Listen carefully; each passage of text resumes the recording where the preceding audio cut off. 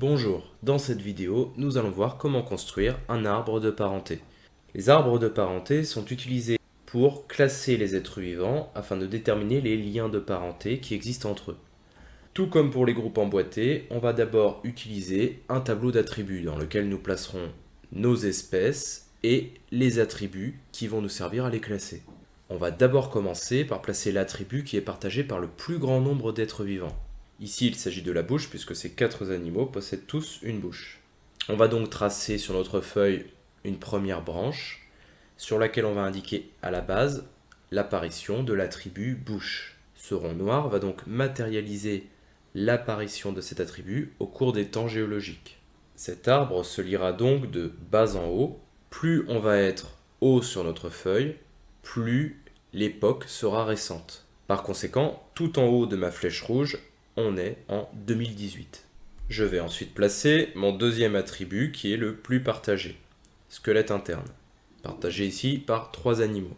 Ce deuxième attribut sera placé un petit peu plus haut puisqu'il est apparu un peu plus tard au cours de l'évolution, ici. Si je reprends mon tableau, je vois qu'un animal, l'abeille, ne possédait pas de squelette interne, elle possédait plutôt un squelette externe.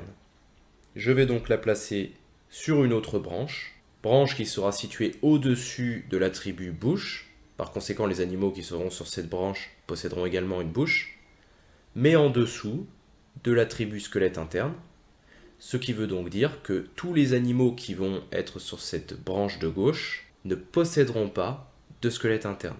À la base de cette nouvelle branche, je vais placer mon attribut squelette externe.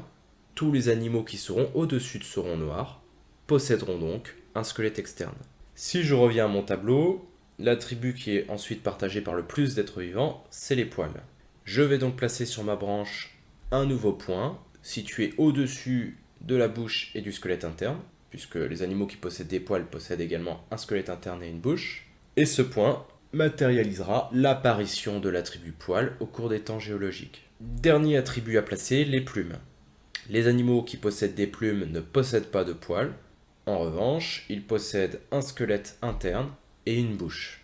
On va donc pouvoir placer notre attribut plume au-dessus de l'attribut bouche et squelette interne, mais en dessous de l'attribut poil. Il faudra donc construire une nouvelle branche. Je place ensuite mes animaux, l'abeille, le moineau, l'homme et le renard. Si je me relie, à un certain moment de l'évolution, le squelette interne est apparu. Cet attribut était possédé par un ancêtre qui vivait à peu près à cette période.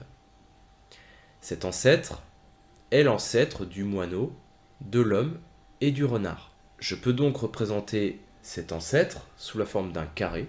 Les carrés seront placés sur tous les nœuds et correspondront donc aux ancêtres communs partagés par les branches. Si je veux maintenant représenter sur mon arbre une espèce qui a disparu en 2018, comme par exemple le dodo. Le dodo est un animal qui vivait sur l'île Maurice jusqu'à la fin du XVIIe siècle où il a totalement disparu. Cet animal est un oiseau qui possédait une bouche, un squelette interne et des plumes. Je devrais normalement le représenter ainsi. Le problème, c'est que le dodo n'existe pas en 2018 puisqu'il a disparu à la fin du XVIIe siècle. Je ne peux donc pas représenter mon dodo sur une branche aussi longue que celle des autres animaux. La branche sera un petit peu plus courte, puisqu'en 2018, le dodo n'existe pas. Je vais donc le représenter ici. Si je veux maintenant utiliser mon arbre pour savoir de qui le renard est le plus proche entre un moineau et une abeille, il me suffit de regarder mon arbre de parenté. Je peux constater que le renard et le moineau possèdent tous les deux un ancêtre en commun qui devait posséder un squelette interne, ancêtre qu'ils ne partagent pas avec l'abeille. Par conséquent, on peut affirmer, grâce à cet arbre de parenté, que le renard est plus proche du moineau que de l'abeille.